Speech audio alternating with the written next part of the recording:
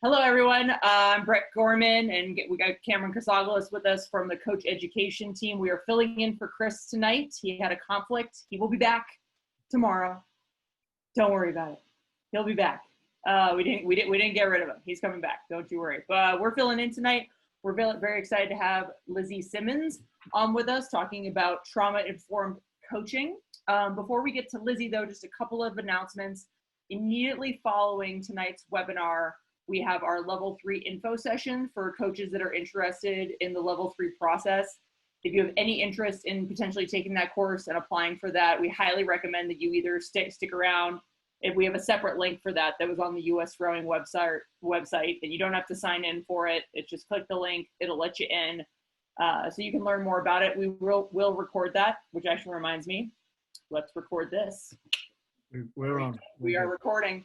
Yep, so we highly recommend coming to that. So we will have a hard stop tonight with Lizzie at 8:25 so that people can at least take a bathroom break and then come back on for that. Also a reminder, we've announced several level 2 courses that we are taking it completely virtual. So for those of you who are interested in getting your level 2, the West Coast still has a few spots left. I think I've got 1 spot left for the East Coast session. And then if you are a CRCA collegiate women's coach, we also have some spots left, and we will be adding more of those later in the summer and into the fall. But we're very excited about taking that course virtual. Any questions, please email me or Cam. I'm usually the one though to do the logistical stuff. So if you have any questions about that, please let us know. All right, Cam, did I forget any other coach education announcements? No, I'm just going to put those I'll put the link in for level 3 right now. Beautiful. Yeah. Wonderful. All right, great. Well, we'll head on over to Lizzie, who has worked with such programs as East Lyme, as well as Blood Street Skulls, and most recently with Row New York. And yeah, let's kick into this great topic, trauma-informed coaching. Lizzie, take it away. Awesome. Thank you, everybody. Thank you so much for coming today.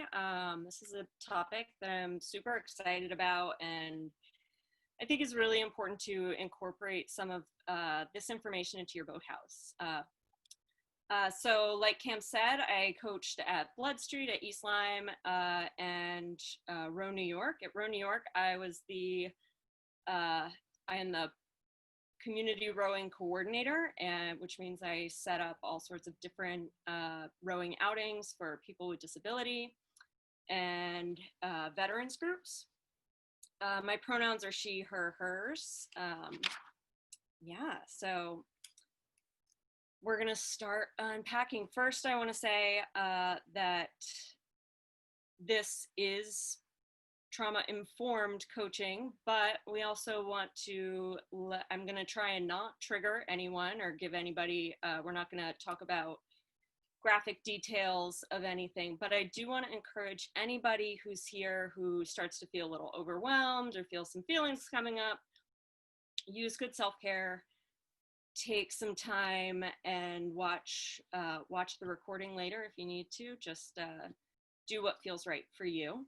The purpose of this webinar is to give coaches further understanding of trauma, of trauma responses, of trauma-informed approaches to coaching rowing. So before we really get into like the meat and cheese of all of this, I would like for everybody to sort of try and reflect on a time where they were with an athlete or teammate or coworker, co-coach, and you felt that that person perhaps overreacted to what seemed like a normal event. So we'll think about that maybe like 20 seconds.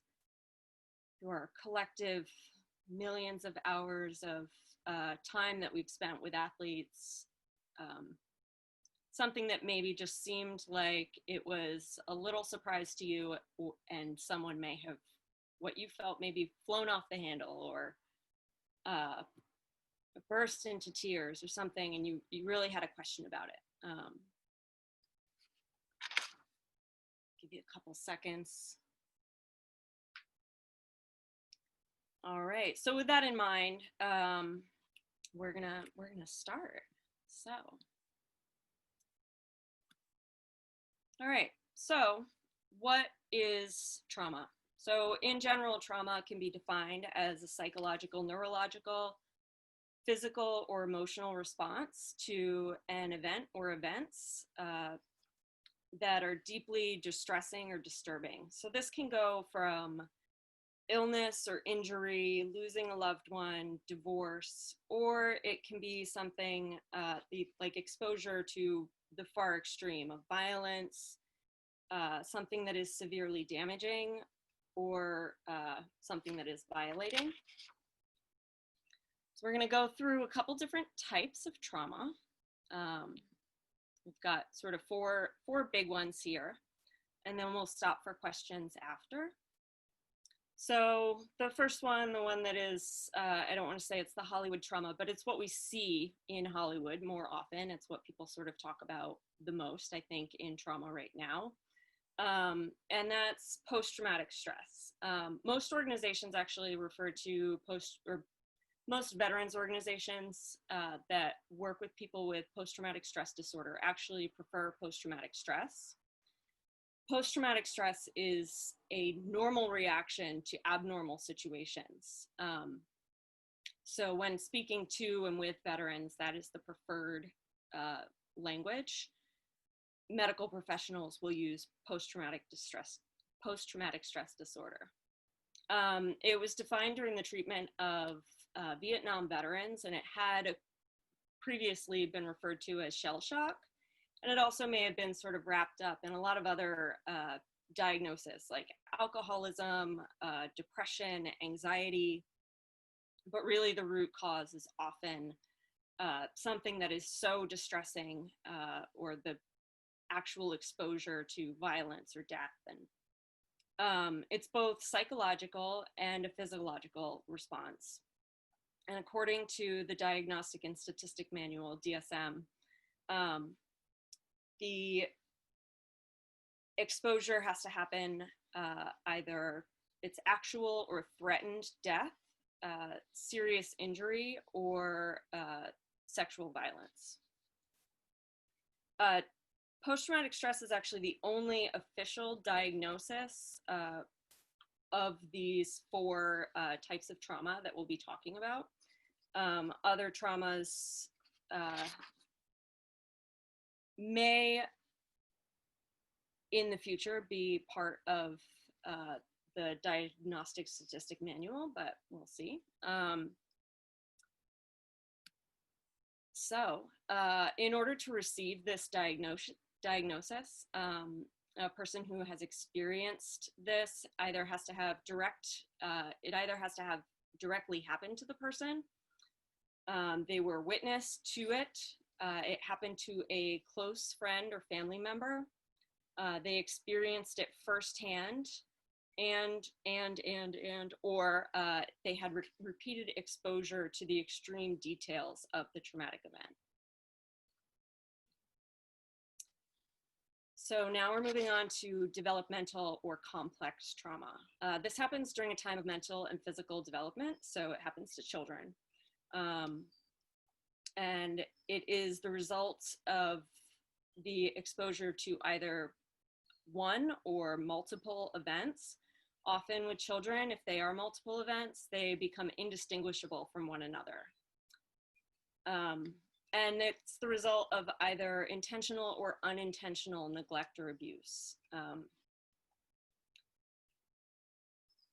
The big study that was done in the 90s about adverse childhood experiences is called the ACEs study. It studied over 17,000 people in the Southern California area. It was done by the CDC and Kaiser Permanente. And this scale is used to assess cumulative childhood stress. The study revealed that of the 17,000 people, 2/3 of the participants revealed that they had at least one adverse childhood experience.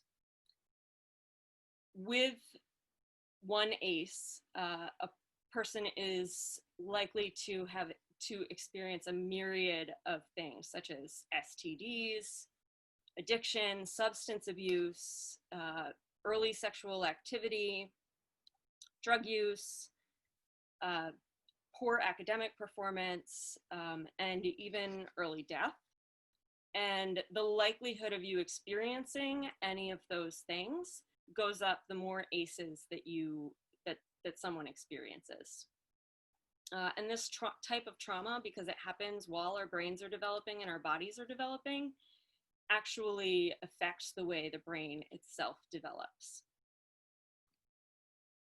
So trauma type number 3, intergenerational trauma. Now this is sort of a trauma that can be thought of either as, or it's not even thought of, it goes from one generation to another, but it's either transferred through DNA or through child rearing practices. Either way, it ends up sort of having the same effect. A study done in 2015 found that the children of Holocaust survivors had changes on the gene that is associated with stress regulation that were not found in the control group. So these folks who did not experience the Holocaust, but whose parents did, had similar genetic markers as their parents. And this is something that we could really unpack for hours tonight, but we have a hard stop at 8:25. But structural trauma and structural violence, this is something that we have all been learning more and more about in the news due to the murder of George Floyd. But structural trauma refers to the way that societal arrangements put individuals and populations in harm. So this is trauma that's caused by systems of inequality and poverty. And some of the side effects could be shortened life expectancy. So in Chicago, in some neighborhoods in Chicago, life expectancy is up to 15 years shorter than the life expectancy of people in wealthier neighborhoods. And this is linked to societal determinants of health, like economic stability, neighborhood violence, education, access to food. Food insecurities, so people living in food deserts, food swamps, or food mirages. Educational disparities. I think most people who've coached know Lori Loughlin not only from her fame from Full House, but from her having mocked up photos of her daughter in a rowing shell in order to try and get her into college. Lori Loughlin is worth about $20 million. She and her husband, they paid $15,000 to have a proctor change their daughter's standardized test scores. And Lori Loughlin served, I think, 2 weeks in jail, has 2 months in prison, 2 years of supervision, and had to pay a $150,000 fine.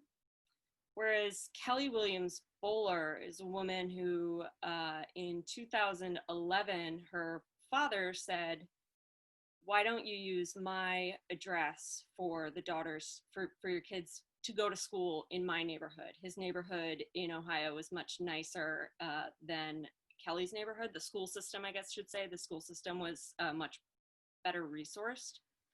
And so she did that. She didn't know she was breaking the law, but she ended up serving 2 months in jail, or 2 weeks in jail, and had 3 years of probation and was given a $70,000 fine. So Lori Loughlin, who's worth $20 million, ended up paying $150,000. And Kelly Williams Bowler, who is not worth, but who is living in public housing, had to pay $70,000, which is just an exorbitant amount of money in my experience. Yeah, and so also I think I would be remiss if I didn't bring up the fact that people with disabilities, I don't have represented specifically in any of this information, except that people with disabilities are between 2 and 10 times more likely to experience trauma as people without disabilities. So all of these things are much more likely to happen to a person with a disability. So do we have any questions before we go on to our next slides? Looks like they're good. All right, cool. We're, You guys are we'll excellent. definitely have time for questions at the end too. Cool. All right, so we have got reactions to trauma. So a lot of people are familiar with this idea of Porges' level of safety, most specifically fight or flight. People talk about that all the time, but there are 2 other sort of ideas in here, which the first one is alert. So say you're standing at a crosswalk, you're waiting, and a bear comes across on the other side of the crosswalk. The first thing most people would do would be to yell or to tap somebody on the shoulder if they're there and say, hey, do you see that? Do you see that? This weird thing is happening. We might die. Then the next levels of fight, flight, or freeze enact. So people who are not able to alert are much more likely to experience trauma or experience longer side effects from this trauma. So in fight, somebody may be irritable, they may be angry, aggressive, they may react violently. In flight, they may pull away from people, they may close off or isolate. And in freeze, people will not react whatsoever. It's different from flight. It can be thought of as numbness and being completely unemotional. So what is a trauma response? Trauma response is what happens when somebody's body and mind are so used to trauma that they don't react normally to everyday stimuli, and your conscious brain is not in control of your impulses. It's similar to, but different from a stress response. It keeps someone from choosing effective action and goes sort of into immobilization. And by immobilization, I don't mean going back to freeze. I mean being unable to make the decision to not go into a trauma response. The body doesn't react typically, or as someone without trauma history would think of as typical. And it stimulates both the sympathetic and the parasympathetic nervous system. So meaning it can stimulate both sort of that hypoarousal and hyperarousal. The person may exhibit physical or emotional reactions, and the body doesn't react typically. So this guy is a great slide, and I'm not sure if I can zoom in. Let's see. Excellent, excellent. So, whoops, I guess I can't. Here we go. All right, so this is sort of a great graphic for talking about sort of people's window of tolerance. So when you're living in your window of tolerance, when you're in there, you're happy, you're cool, you're relaxed. When someone is experiencing or having a trauma reaction, a trauma response, they may go up into hyperarousal, meaning sort of that fight mode, or they may go into that fight or flight mode, and they may go into hypoarousal, which means they may freeze and sort of shut off, turn off. And these are both the body's way of dealing with trauma or trying to figure it out. So we're going to go into triggers, and again, trigger warning, I would love for people to make sure that they're using good self-care. We're not going too graphic, but I'm going to give people time to read these themselves rather than reading them all out myself. All right, so there we go. All right, so this is more actually sort of responses to and symptoms of trauma. I guess I should sort of just say that these are more triggers rather than symptoms, although some of these things are interchangeable. So I will give folks 30 seconds to read this one.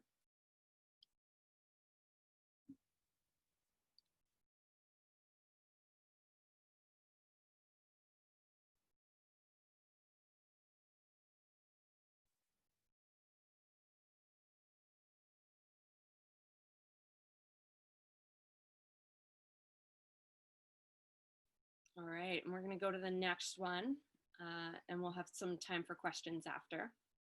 30 seconds to give this one a look.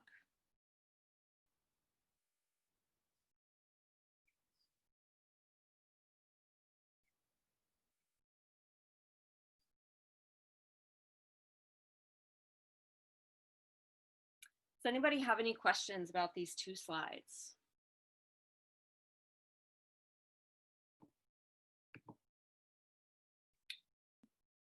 Looks like we don't have anything on these two slides. We did get some other questions, but I think I'll wait. Okay. So because I think, I don't want to interrupt where you're going with this. Okay. So some of these things I will point out myself. So music, I know some folks say, well, are we going to turn off all of our music in the boathouse? Are we going to erg in silence? Well, sometimes.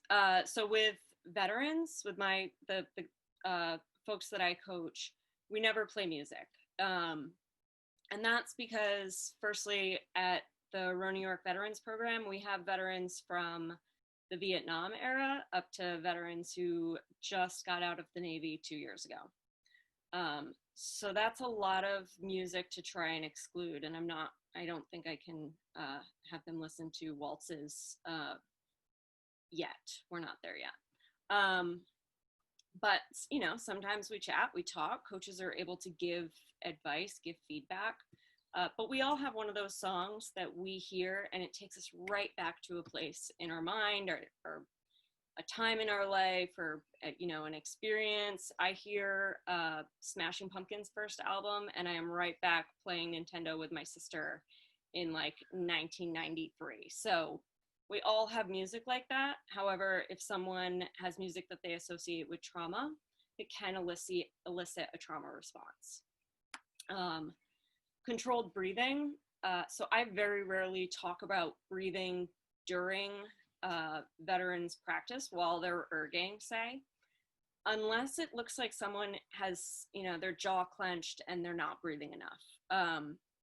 And that can also sort of holding your breath and feeling panicked, like those two things go hand in hand.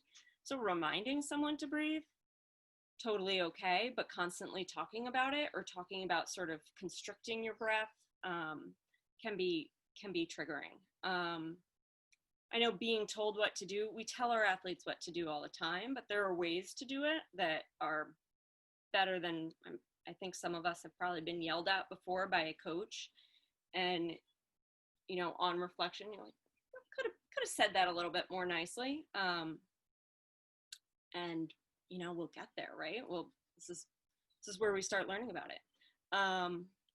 Yeah, so teachers mirroring trauma relationships, so yelling at athletes or in any way sort of persuading athletes or manipulating athletes into doing things is something that can be triggering, like saying, just give me 10 hard strokes. I think we've all probably said that, right?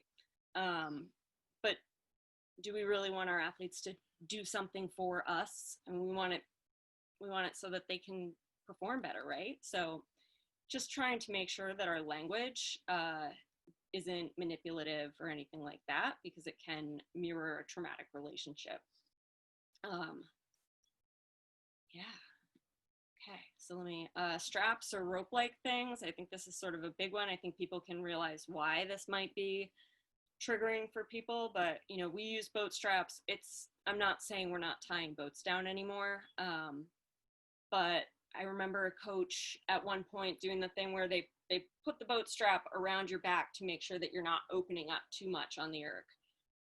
Or even you know, an alternative to that might be putting the strap on the handle to try and get people to make sure that they're engaging their core and not shooting their tail. Like, there are things like that that are that we can find a better way to do. We can just hold on to the erg handle ourselves. Aggressive language and postures, we never want to yell at athletes anyway. I know not everybody is 100% in control of their emotions at all times, especially when we're stressed or angry or upset.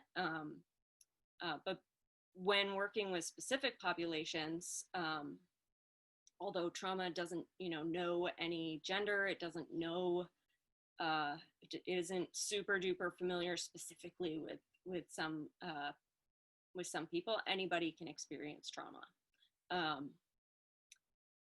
So an injury or mark, we can't always talk about, we can't always hide scars, things like that, but it's good to know that these things may be triggering. It doesn't mean that you're going to tell an athlete who uses a prosthetic that they can't come to your program, or that they have to cover it up or paint it flesh colored or something. It's just something that, as a coach, if you know that that you have an athlete who has post-traumatic stress or some type of stress that may be related to loss of limb, then just knowing that it can be really helpful and really powerful. Yeah. So do we have any questions now that I've elaborated on some of these? Yes, we do have a question about, what does excessive happiness trigger? So yes, trigger warning here, but I mean, if you are a child of a family that has domestic violence, often someone's coping mechanism to try and keep their child from knowing how bad it is sort of this excessive happiness, this like, everything's fine, let's go, you know what? Tomorrow, no school, we're gonna go here instead, we're gonna do something fun, like that sort of like fake happiness to try and cover up sort of cover up the fact that trauma is happening, can be triggering. And also people, we want to say we're our athletes' biggest cheerleaders, but we're not cheerleaders. So that like over emotional experience can sometimes be really stressful to people, or someone else's emotions, and the emotions that they're showing are sort of in excess of whatever else is going on, can be really can make people really anxious. Does that answer the question? I think so. Whoever asked it, if it doesn't, let me know. All right, so we're going to move on. So the benefits of rowing. So, I mean, I don't think anybody would be here if they didn't know what the benefits of rowing are. We all love it. We're here, spending our evening learning more about rowing and trying to reconnect with our community. But the benefits for trauma-exposed people are amazing. So the benefits can be both physical and psychological. We'll start sort of with physical. So breathing. I mean, yes, we do a lot of heavy breathing during, and I did talk about breathing sort of being a trigger, but breathing can be controlled, and it happens automatically. We don't think about breathing all day long. However, if someone tends to hold their breath when they're anxious, being able to remind them to breathe, say during an erg test or during just a long piece, that gives them this connection that they can actually control some of these emotions that they're feeling, that with some long deep breaths. I mean, how many times has someone said, take a breath? But we want to say that a little bit more kindly to our athletes. However, reminding folks to breathe and actually getting some control over it can be really powerful physiologically. And breathing connects sort of the decision-making parts of the brain with the instinctual parts of the brain. And it may stimulate parts of the brain that may have been damaged by trauma. Movement. So, movement is huge. It creates agency and self-control and self-regulation in people. And it creates ability. People get stronger. They get better they may not be as winded going upstairs. Things like that are amazing for people with, physical trauma. And repetitive motion is actually, sort of linked to repetitive motion on the erg is sort of, linked to these instinctual soothing sounds that we can, remember from being in the womb. That's why we love going to the beach and listening to the waves. It's sort of that's why it's so calming. I know erging isn't insanely calming all the time, but it can be. And then breath and motion sort of bridge the gaps between, sort of these three parts of the brain. If we sort of picture our brains, we've got like our little brain stem right here, and it's controlling our breathing and controlling our heartbeat and, all of the things that we don't have to think about for our body to work. And right on top of that, we've sort of got our paleo-mammalian brain, which is, which thinks about food and thinks about, almost sort of that fight or flight. And then we've got our neo-mammalian brain. So if we're thinking, if you have a fear of snakes, the reptilian brain, the eyeballs see that snake. The paleo-mammalian brain says, I got to get away from that snake. And the neo-mammalian brain is the one that says, wait a second, that's not a snake, that's a rope. I'm good, I'm cool. So after spending all of this time on the erg and enjoying your team environment, all of these awesome things that can come from rowing, we may be more likely to control the things, not control the things that trigger us, but control our reactions to triggering from that reptilian and paleo-mammalian brain, and actually start to use our neo-mammalian brain a little bit better. More. So, we, yes, all know why rowing is amazing, but it also, it gives our participants a sense of purpose and belonging. And I'll get to that asterisk in a second. It allows our participants to choose effective action. I'm going to practice. This is going to be, I don't feel great today, or I had a bad day, but I'm going to go. It challenges that perceived window of tolerance that we looked at. We do a hard piece, we think we can't do it, and when you finish it and perhaps you PR or even just finish the piece, that changes that can open that window of tolerance. It can make it wider. And it gives athletes feedback for their hard work. So in the short term, they can see a good puddle on when they're rowing, or in the long term, if they're tracking their fitness, they can see that their resting heart rate is lower. And it combats, Elle Wood's famous quote, exercise gives you endorphins, and endorphins make you happy, and happy people don't kill their husbands. They just don't. Joking aside, like, exercise gives you endorphins, and it can combat some of those symptoms of trauma and some of those chemicals that our brain make that make us more likely to experience depression or anxiety. It helps our posture. It helps us stand up a little bit more. And it encourages accountability. Being part of a team again is huge for veterans. That is something that they love. It's something that they love about the military. And when they do leave the military, it's great to actually find a place where you are a member of a team. You're all working for the same goal. It's great. Yeah, any questions there? We did have one question that is more about triggers. Going back, I think it's related because you were just talking about, endorphins and heart rate and things like that. And, have you noticed though that, is there any evidence that actually of survivors of trauma getting triggered initially when their heart rate gets higher, like intensity? Yes. Or intensity, can that be a trigger? Yeah, it can be. Yes, working really hard for a common goal is something that we want, from rowing. However, if the last time your heart rate went up to 190 was during a traumatic experience, or you feel like you're not in control of a situation anymore and your heart rate is going up, and you feel like you can't actually slow down, or you can't get off the erg, or you can't catch your breath, yes, that can be triggering to people. And then another question here. Can you talk a little bit about how the sensory experience in rowing can be both healing, but also potentially triggering? Is that a factor at all, the sensory experience?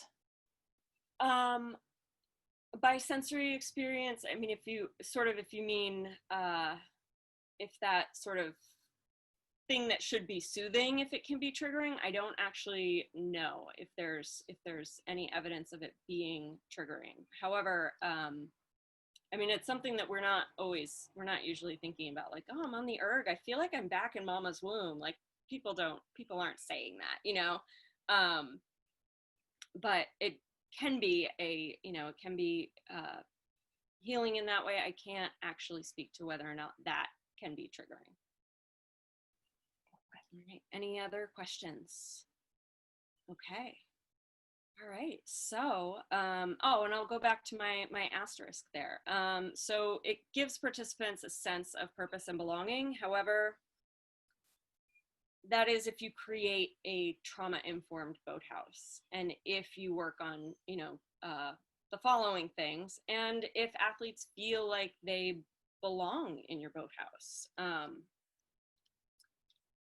So yeah, we have to sort of know our athletes. We have to know which athletes need more coaching, which athlete, we all have athletes who get it regularly and they are easy to coach. And so they're kind of a pleasure to coach. And then we sometimes have the athletes who they will never roll up on time. And when you start to coach them about rolling up on time, they may go into, complete dead face and not even look at you. Like, that could be, I mean, being coached, sometimes that's really hard for people, right? And people who have experienced trauma, like, that person might need more coaching, but they might not react to coaching in the way that most people are used to being coached. They may be someone who, instead of being yelled at through the megaphone, later on that day, you need to show them video and say, okay, so this is why I'm asking you to do this. And I mean, that might just be good coaching and not entirely, trauma-informed coaching, but that is something that, we have to keep in mind. Somebody's experience may be so different from what we expect, that we need to check in with them different ways. And, always making sure that we're checking in with those athletes who don't need as much support in the same way. Yeah, so let's sort of go back to our reflection before. We were reflecting on a time that an athlete, or just, I guess, any person around us may have reacted to something in a way that you thought was abnormal or an overreaction. Do we have any people who think that they may have been exhibiting or may have been seeing a trauma response instead? So we could, I don't know how to do a poll, I'm sorry, but we could, I don't know, just thumbs up or just give it a thought. We could do raised hands. Oh yeah, let's raise some hands. I believe everyone has the option. Yeah. Oh yeah, hands are coming. Hands are coming in. Okay. So how do we try and keep that from happening, or how do we react to that? That's sort of like that's the real meat of it. So how we do that is by, being more trauma informed in general. There's tons of resources out there. Just Googling trauma informed is the first key. There's tons of great books, and I think there's actually a list of resources at the end of this slide, but we're gonna actually go to sort of our trauma informed guidelines. So how I built the trauma-informed guidelines that we use with our veterans and with our participants with disabilities at Row New York is that we tried to view the boathouse through the lens of our participants and their potential experience. And we try and coach that team through that lens with that experience in mind. And we also try and reflect on our own experience to do that. So I'm gonna escape from here and we're gonna sort of go to our trauma-informed guidelines for Row New York. So some of this does sound kind of harsh by saying we will or we will not, or we will or we will be. But, and I guess I should also say everybody slips. You know, we've all said something and then like been kind of horrified later. That's just being human, but this is the start, right? So these are the guidelines that we try to use with our potentially trauma exposed people, which, you know, we work with kids who live in under-resourced areas. We work with veterans, we work with people with disabilities, you know, kids in the foster system. And there's a high likelihood of those people having experienced trauma. So just trying to keep that in mind during coaching is super, super powerful for our athletes. All right, so we'll be predictable and dependable. We'll arrive to practice early. We'll make sure our athletes know where we are beforehand or where we will be beforehand. If the space is occupied by another team, we'll let the athletes know that. So if you have a weekly email or a team Facebook group, just letting them know, like the juniors program will be in the main room until this time, just so everybody knows. And that way, if kids are a trigger to, kids are actually a big trigger to veterans who've returned from Operation Iraqi Freedom or Enduring Freedom. So they may never want to be there when the kids are there. And I know that's something that's like, how do I avoid that? I tell the coaches of the youth programs, hey, we've got vets at, you know, coming in at 5:15. If the kids could just bring the decibels down a little bit. It usually works. We create a physically safe space. We make sure that the athletes know where the exits are. We give them a tour the first time they come to the boathouse. If they want to talk about the program, about the waterway beforehand, we try and give them that opportunity either through a phone call or they come a little bit earlier to their first practice. We let them explore the space. So if I have the key to every closet in the boathouse, I show them what's in the closets. I know that sounds like it could be overkill, but if you're doing the beginning of your season or your Learn to Row Day for vets, that's something you can do. Just show them what's in those rooms and they won't be anxious about what might be there. You know, I say that we lock the doors downstairs, but we make sure that the gate isn't locked. We've actually reversed that decision since then. The gate is locked so that people don't come down onto the dock, but the boathouse itself is not locked so that folks know that they can get out easily. We make sure that we keep the lights on for the boathouse, both inside and outside. We never row with dimmed lights. And we leave the boathouse together after practice. We make sure that we know what the weather conditions are. So with Vietnam veterans, heavy rain can be a trigger. So if I know that there's going to be heavy rain in the forecast, I may cancel practice altogether, or I may let people know what the piece was going to be, or I let them know that they could do it from home. Also, if you have folks who use wheelchairs, they may not want to go out in the rain using a wheelchair just for their own comfort. Especially in Manhattan, you won't be dry for at least 5 hours if you're going to and from practice and you know it's raining on the way there. We'll use appropriate energy. So like we were talking about sort of with that excessive happiness, we'll be encouraging rather than enthusiastic, if we want to think of it as frame it that way. And we need to know our athletes' needs. If there's someone who needs that type of enthusiasm or needs a lot of encouragement, we'll try and know that. And you get that over time. Overly enthusiastic isn't always great. And we're not cheerleaders. We're friendly. We want to make sure we're approachable and we're trustworthy and kind. And we make sure that we remind ourselves that we're not coaching collegiate athletes. During a 2K piece, we're not screaming at them. I hated being screamed at during 2Ks. I always wanted to do them in private or just with someone telling me to do things nicely. But we've all been, or a lot of us have been, in a 2K situation where everybody's screaming. It's not appropriate for veterans particularly, and it's not appropriate for a lot of people. It doesn't mean that they have to be unseen. I think that doesn't really help when it comes to performance in the long run. Hiding in the back of the boathouse doing their 2K piece. And I think that means a lot of people want to not be seen doing their 2K piece, but making sure that the team knows we're not going to scream during this 2K. We're not going to yell at people that way.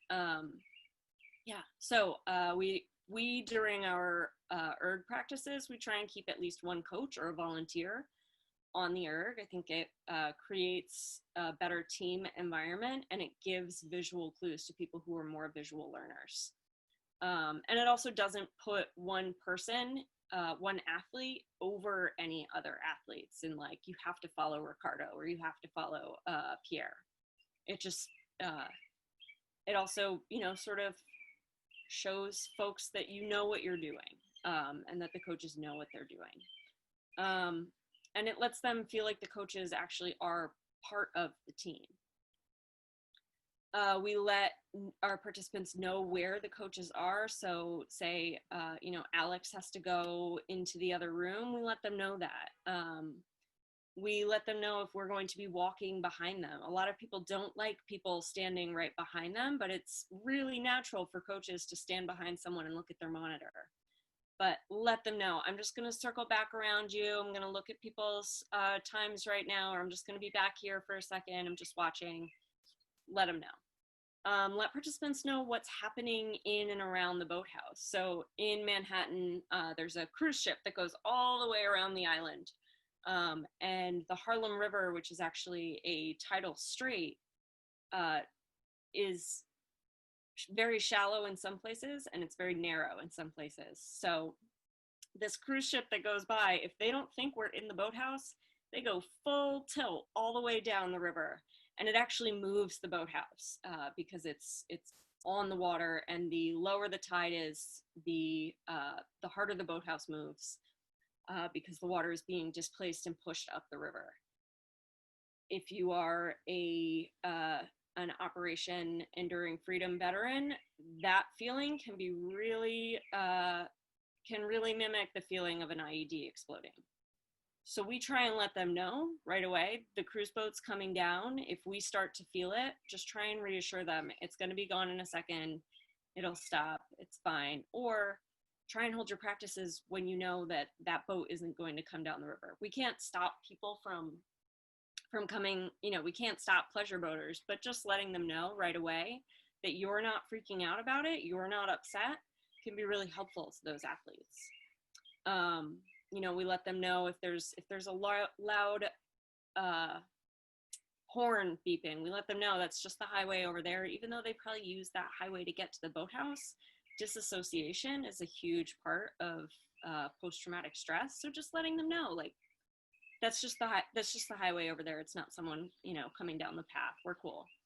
You let them know, like, if it's, rather quiet in the boathouse, and that, say, Coach Jackie is coming in, or the kids are going to start coming in, let them know whose footsteps those are, or who is in the closet getting granola bars. It's super helpful and super reassuring to your athletes. Noises that the boathouse makes. There's a sensor at the Peter J. Sharp boathouse that goes off, I think, every hour and just beeps until you turn it off. Let them know that, oh, that's just the sensor saying the boathouse isn't even. And maybe try and say, and Alex is going to go and turn that off. Weather conditions, let them know if there's going to be showers for a little bit at some point. Let them know, and let them know ahead of time. But have your phone on and have alerts for the weather so that you can let your athletes know. Hot, windy climates. I know a lot of people don't row in hot, windy climates, but if it's going to be super windy, that can be triggering for OEF, OIF veterans. Just let them know, hey guys, it's going to be windy. We're going to be in the boathouse, or we're going to be on land today. Let them know.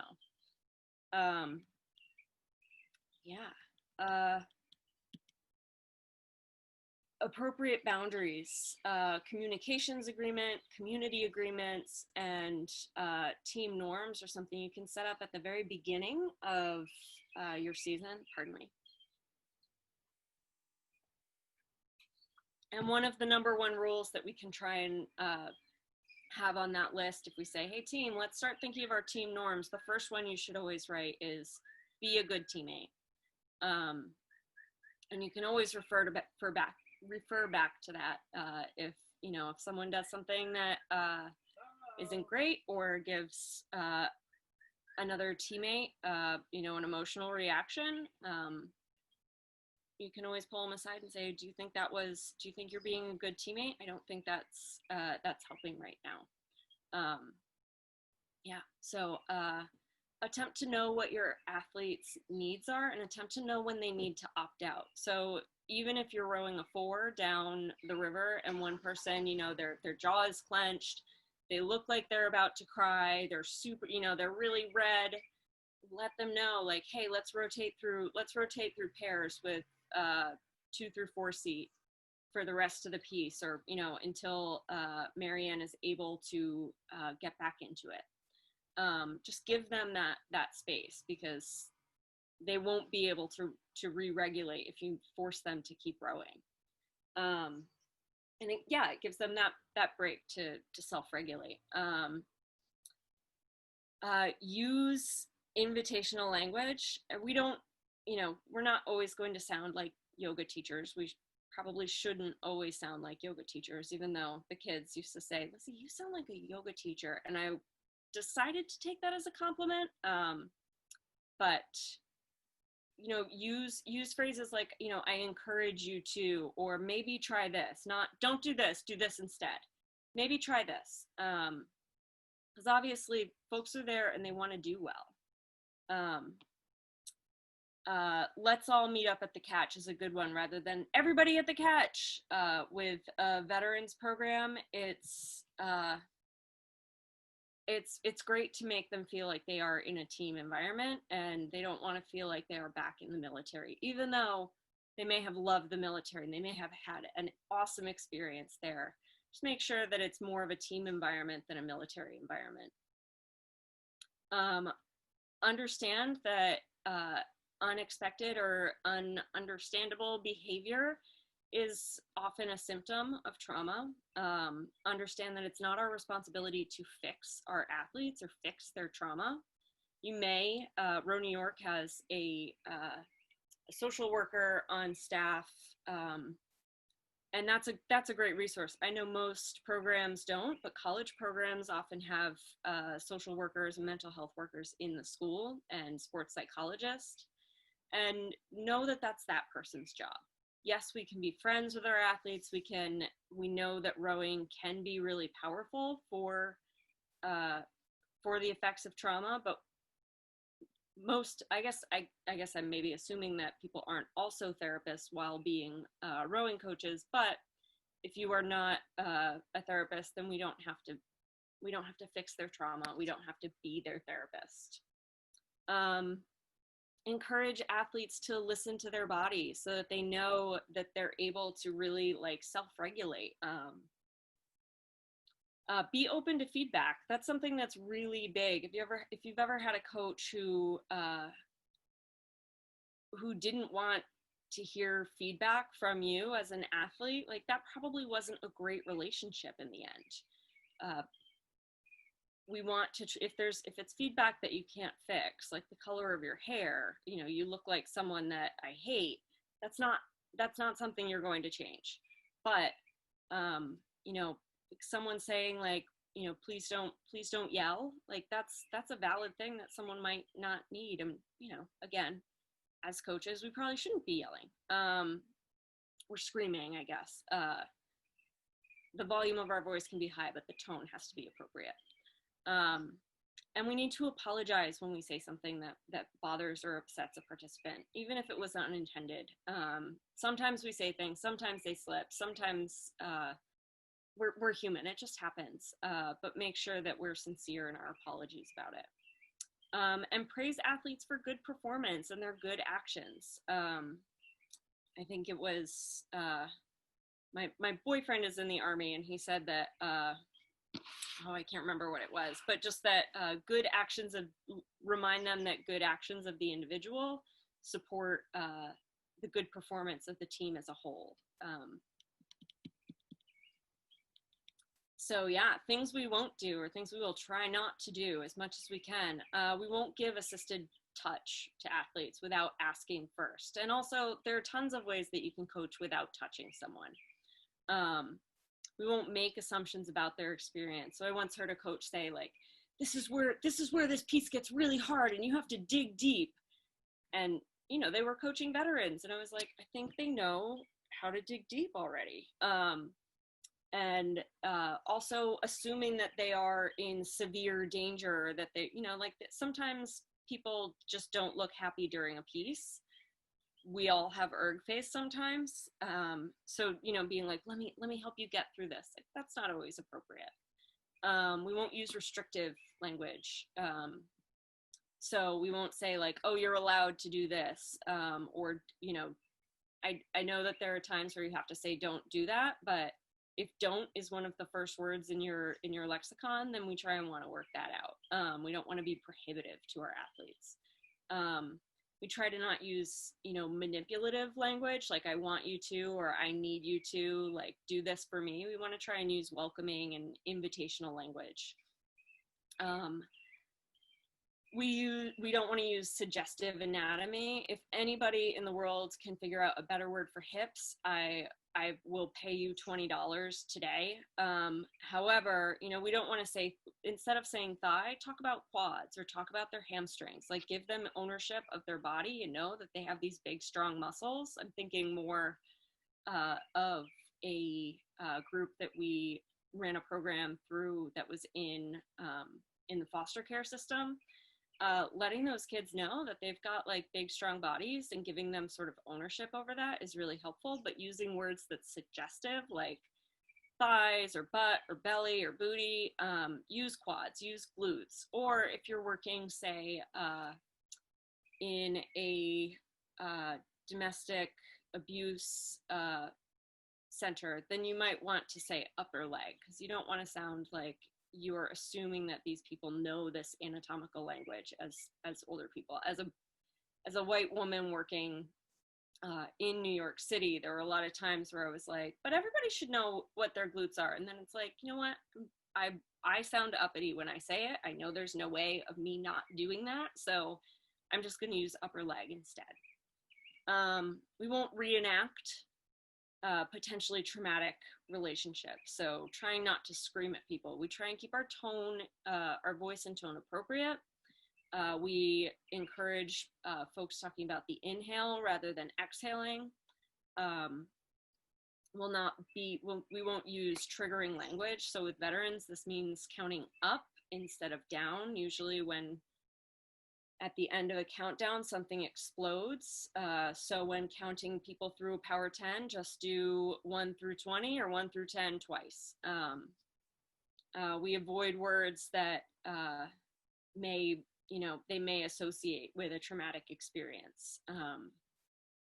I got to ride along a couple months ago with a team, and the coach was coaching youth athletes, and I think he said, boom goes the dynamite. And I just shuddered. I was like, oh my gosh, I can't even. But also, I mean, they're kids.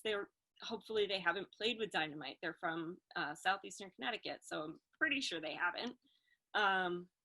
But if that's something that you are going to say when someone really bends the oar and has a great stroke, like maybe we want to try and work that out of our lexicon if we're going to be coaching veterans at some point.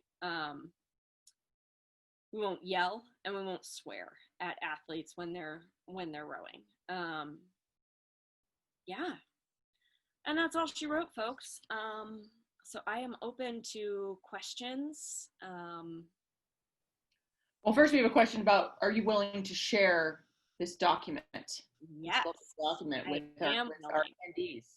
It should be linked in the PowerPoint. So I think there's a link at the bottom. I'll show you where it is.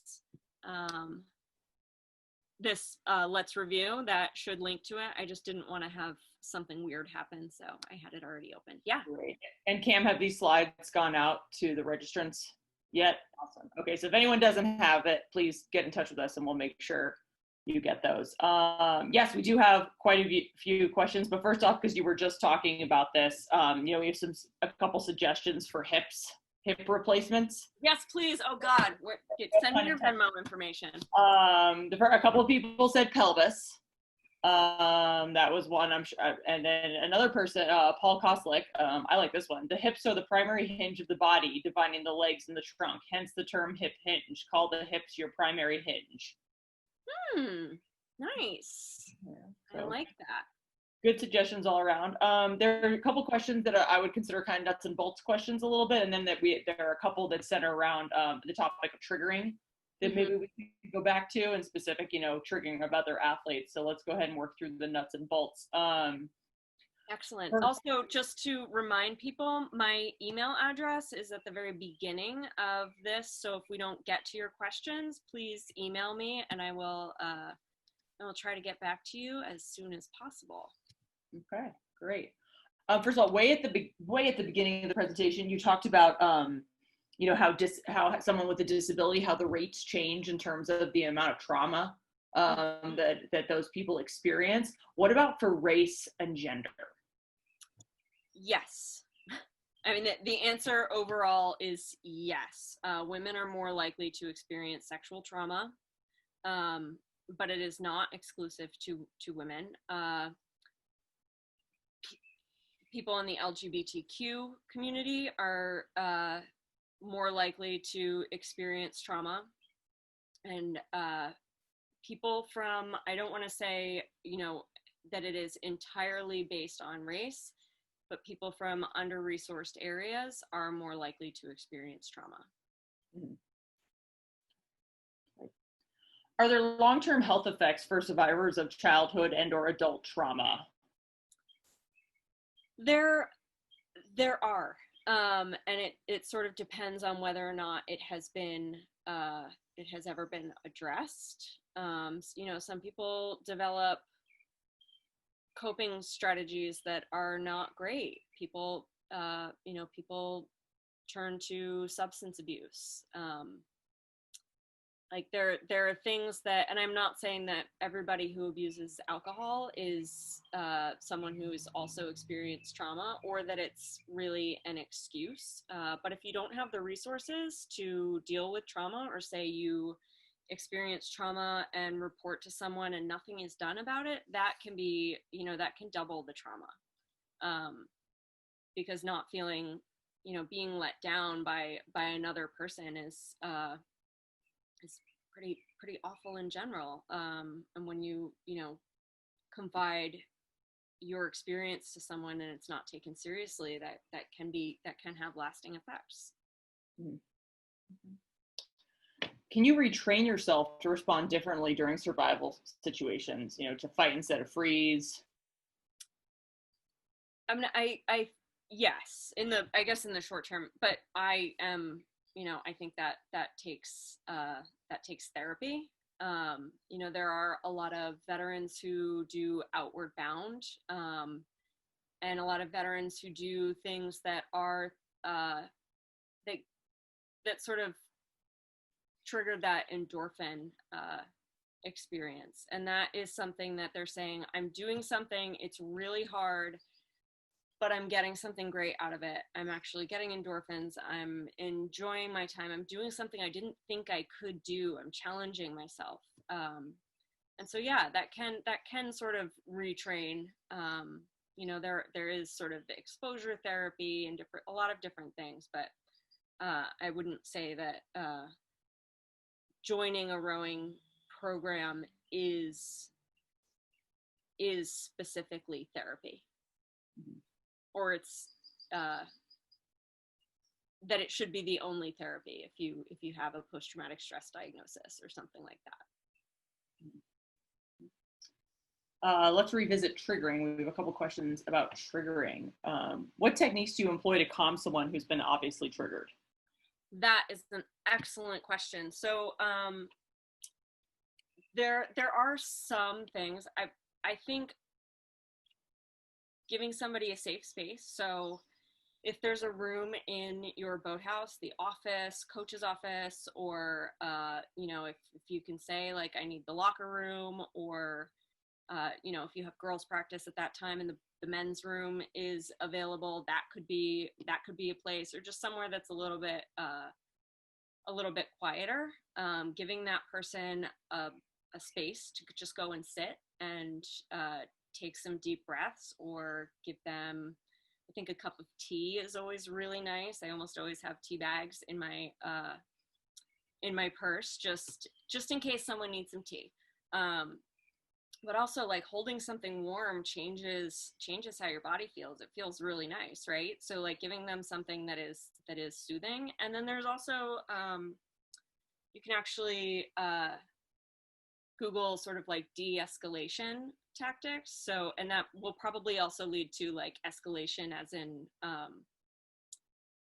or de-escalating triggers tactics. And so like one thing that you can do is you can say, you can do the 5 senses exercise and say, tell me 5 things that you can see.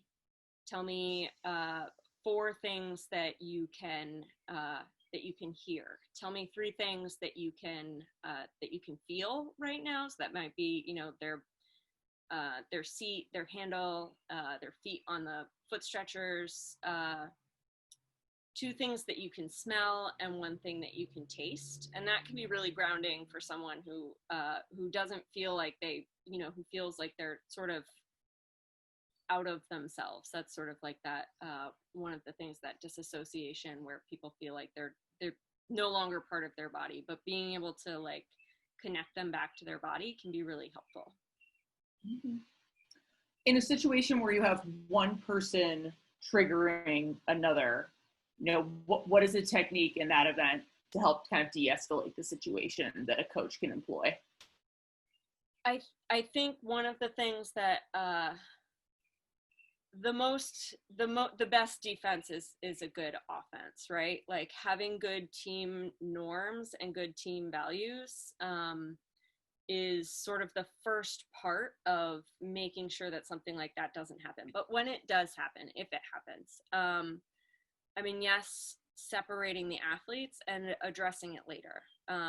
So, you know, separating the athletes, if it is a physical altercation, it may depend on, you know, if you feel like you are safe in that time and environment, but also remembering that, you know, we never want to call the police on our athletes if we can keep that from happening.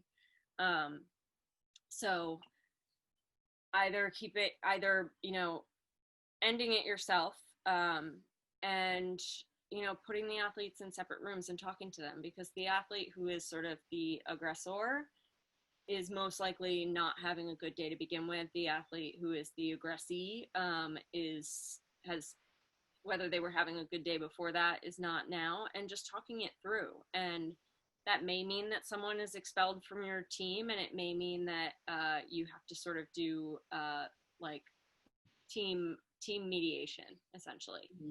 And sort of talk about like, let's revisit our team norms. Let's go over this stuff again. And it also, it depends on the situation or what led to it as well. Is there some pre-work that coaches should be doing before that? Meaning, should we be teaching our students or our athletes about how to not trigger other people, or is that being too offensive almost? And I think that might be, as coaches, we should probably know more. We should know about, the rates. If you are working with young athletes, we should know about sort of the rates of the populations that we work with, the places where we're working, and know that it's something that could happen. But like I said, like starting these conversations early with the athletes, essentially, and letting them know that what's expected of them, and also having a good team environment, having them, I know it's hard to make some kids like each other, just doesn't always happen, but being a coach who, talks about how much you like the kids and really what you like about each of them, and fostering like good team norms about liking each other, like that can go a long way, and building in time for team bonding. So some teams, like at Row New York, our Manhattan team practices all together. It's one team, even though we have boys who race in one boat and girls who race in another boat. If the girls in the program want to go for a team run, like give them this time for them to be able to bond together and like build their own team norms. Mm-hmm. And do you think all these suggestions that you're giving, like, do you think they're appropriate for in non-trauma exposed athletes and individuals as well? Yeah, because you really never know. I guess so at the beginning of this, I was supposed to say, I am a traumatic brain injury survivor. So I had been rowing in middle school and high school. In my senior year, I had brain surgery, and it was a couple years after that I got back into a boat. And I felt it was after like 5 strokes that I was like, oh my God, this is who I am. Like, I would not have thought of myself as a person who had experienced trauma before that. Like I didn't really associate it the same way. And we may have kids who have never addressed traumas that they have experienced, or they've been taught to push it down. You really never know. All races and genders experience alcoholism, and kids growing up in families where alcoholism is a problem, that can be traumatic. So yeah, I think this type of having a trauma-informed boathouse is really a key to making sure that everybody feels safe and wants to stay in your program. Mm-hmm. And what's your advice for athletes attending triggering events? Something that there is an example here. I guess I'll go ahead and read it. Such as the survivor of sexual assault racing in an erg competition held in the Kobe Bryant gym shortly after his death, and the resurfacing of his rape history and his part in rape culture. Mm-hmm. I think that letting the athlete know ahead of time where this is being held, and it does have to be their decision, but keep checking in with that athlete. I mean, if they're not making eye contact with you, if they're visibly flustered, and if you think that is them acting differently than they usually do before a race, checking in, and let them opt out if they need to. They don't have to race in an erg competition. They can always make that decision, and building a culture where you talk about self-care, and you talk about people focusing more on the experience than on the end result, and how that experience should not always be for someone else. It should be for you. If you don't want to do this race, we completely understand. Like, that's completely okay. Yeah. Does that answer the question? Okay. I'm sorry? Does that answer that question? I think so. Yeah, I think so. And I think part of it is, because, there are so many different triggers, and people are saying, how do you, even as coaches, how do we look at an event you're going to that for someone could be completely innocuous, but that, kind of, how do we predict, or just so that we can, like you're saying, make athletes aware, and, what are maybe some, I guess this is my question, what are some best practices for coaches who are really trying to increase their awareness and not always be managing situations, but maybe predicting, like I said, and, trying to look ahead. Like, I don't know if there's any kind of exercise or like list you run down. I think when I think about, my own coaching, that's something that I think we all would love to anticipate.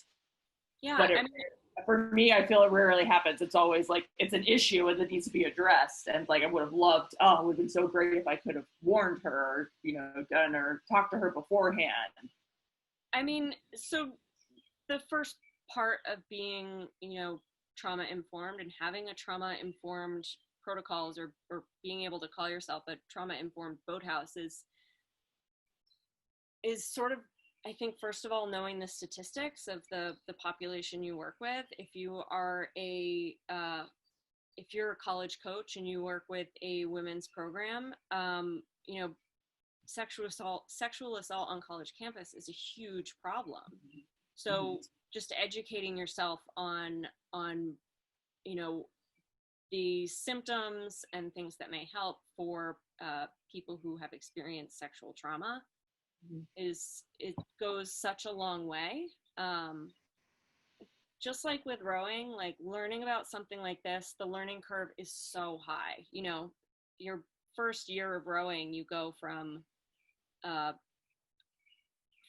learning how to carry an oar correctly to racing, like 4 to 6 weeks later. Like, this doesn't take a ton of reading to sort of learn enough about the population of people, your team that you're working with, to be able to sort of feel like you may get a handle on the situation. And you've all started because you came to this webinar.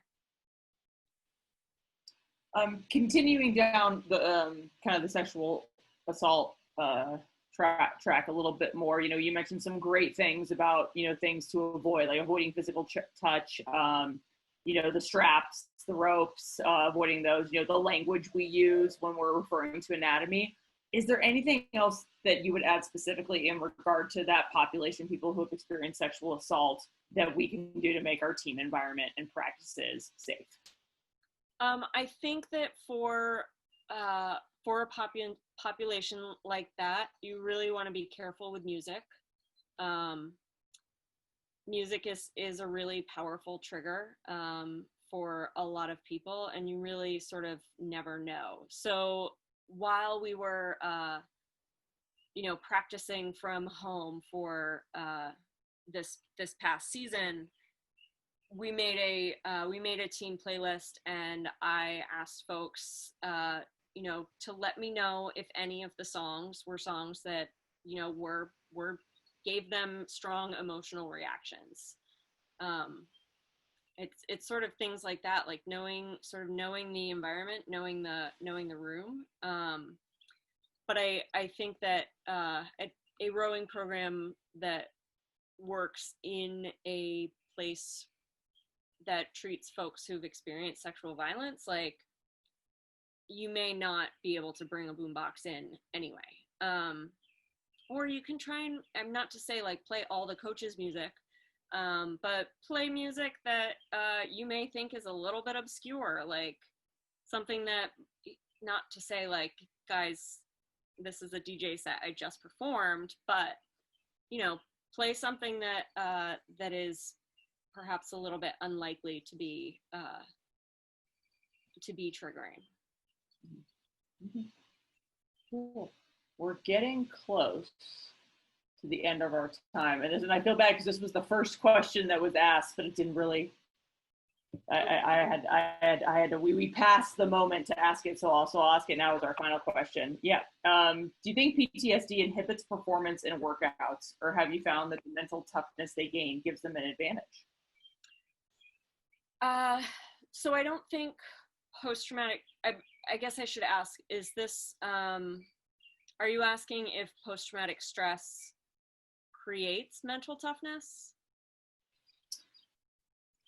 I think that I don't want to, if this, like, whoever asked this question was anonymous, like, please Okay. feel free to put it in the chat. But, you know, I read it as, you know, that when you've already been through, like, perspective, I guess, when you've already been through something very difficult and very challenging and traumatic, that then, oh, I just have to pull a 2K on the erg. So I don't have to go defuse a bomb. yeah, exactly. Well, I mean, I don't think it makes athletes better at being athletes. I mean, the post-traumatic, so traumatic experiences are traumatic because we don't handle them normally, or they're so outside of the realm of something being at sort of an everyday situation that they don't cope with it well.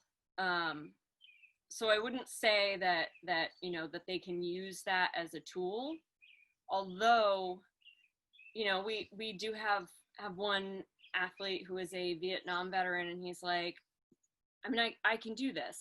I was in Vietnam, like, I can do this. And that for him was a strong motivator. Like, he's like, I'm not there anymore. I can do anything. But we don't want to assume that they are, you know, mentally tough because they've experienced, because they have post-traumatic stress. We also don't, I mean, we don't want to assume that everybody in our program has post-traumatic stress if they are in the military. We just want to know that even if we have one person who has experienced post-traumatic stress, that they feel safe in the environment. Did that answer? What was the question? Yeah, no, and I think did that? Okay. Yeah, no, I think that they didn't write it back in, so I think that addressed it. And I think the theme of not making assumptions, and just because one person, and even if you have two people who were both served in Vietnam, their experience isn't the same, and their reaction to that experience is the same, I think, is what I get out of that. Yeah, and I mean, there are really interesting studies that talk about people's multiple traumatic experiences. People who have experienced trauma are often, you know, people who've been through adversity are more likely people who want to help people. So having had perhaps an adverse childhood experience may make them more likely to join the military, or to become a social worker, or to be somebody who wants to help and wants to give something back to society. So I don't want to say that, like, the original ACEs study was obviously debunkable, because it doesn't, you know, talk about the whole population. It talks only about healthcare workers and social workers who are more likely to want to help people. But that study has been done actually multiple times with very similar results each time. So 2 out of 3 people have experienced an adverse childhood experience and may go on to want to help more people. And so they may go into a field where they're more likely to experience more trauma. So sort of being mindful of that when we work with veterans, or we work specifically with groups that have that are more likely to experience trauma, is actually, I mean, that's a really powerful tool to have in your toolkit to begin with. Mm-hmm. Yeah. Great. Well, I think that was all the questions. We are right on the dot of our endpoint. Cam, anything to add? No, Lizzie, awesome presentation, and I think So Yeah. great. Oh, thank you. Yeah. I'm so happy everybody, I'm just really thankful to have been able to share this information. I think it's important for the rowing community to make sure that we are supporting diversity in experience, and understanding that, now that we are talking more and more about diversity, that we are trying to support our diverse athletes.